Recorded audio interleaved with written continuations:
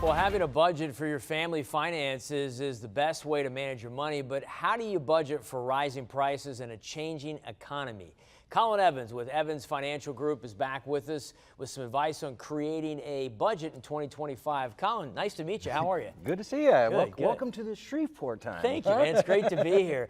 Let's fill people in on some financial tidbits here. Talk about budgeting for real prices because everything's going up, so you've got to be able to adjust to that. You know, it really has. And after, what we saw through COVID really being kind of the catalyst in, 2020, 2021, when our prices went through the roof, what we're really recommending, we kind of bring this kind of an older segment back in this 25 is we've noticed is with the budgeting, prices have gone up, but a lot of the people haven't adjusted the budget for it. Okay. And really, that's a big deal because cost, especially when going to the grocery store, we have to go after this.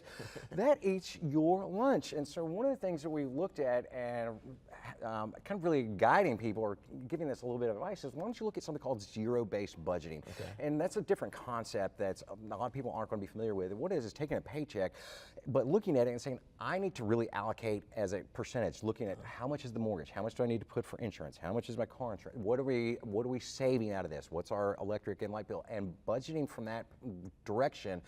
That can get you with some current pricing and adjusting that stuff with our prices today. One of the other big things that we've looked at is with this grocery store stuff that's going on is really meal prep.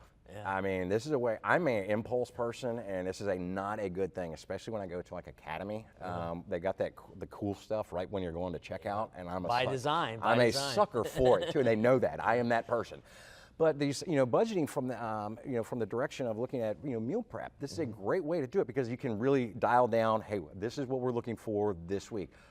I do shop at Kroger's quite a bit. I don't want to toot their horn, but I love the gas coupon deal or the gas points that we get there. That's a great thing of you're able to use that and put that on. Now look at reviewing those subscription costs. It's, a lot of what we've noticed too with your Hulus and your Rokus and all your TV stuff. A lot of those that were free or very, very minimal costs, and you see that they're starting to ratchet those prices up just a little bit. Oh, do you want this ad free now? Well, it's going to be a little bit more. And a lot of those things are ratcheting back up. That gym membership you signed up for December 31st, if you're not using it, cancel that bad boy and save that 30, 40 bucks a month or whatever that number might be. These little bitty things add up greatly over time. That's a big thing that really damages that budget. And, lastly, one of the biggest things, automate your savings.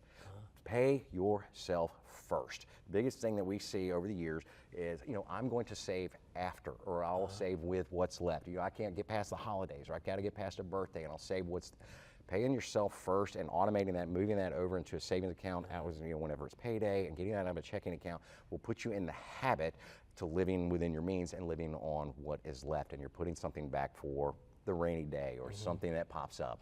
Saving, you can never save enough, can you? I mean, no matter what the situation is, climate-wise, economically, how much money you have coming in or going out, you can never save enough. Well, and it's crazy too, it helps you, you don't want to become a slave to a credit card, especially when you see 24, 25, 26% interest rates, and things are going to happen in life. It's like the water heater goes out, the car's going to break down, all of them are going to happen at the same time. And that can cause, some financial strains. It happened to me when we had those windstorms about 2-3 years ago. My fence went down, an air conditioner went out at the same time. All at once. And I was like, that's just almost $18,000 in repairs. Fortunately, I listened to my own advice, and I was able to cover those expenses without having to go into, a insane debt to pay for it and, continue living. Hey, great advice. Thank you, Colin, for coming in. We appreciate it. Thanks for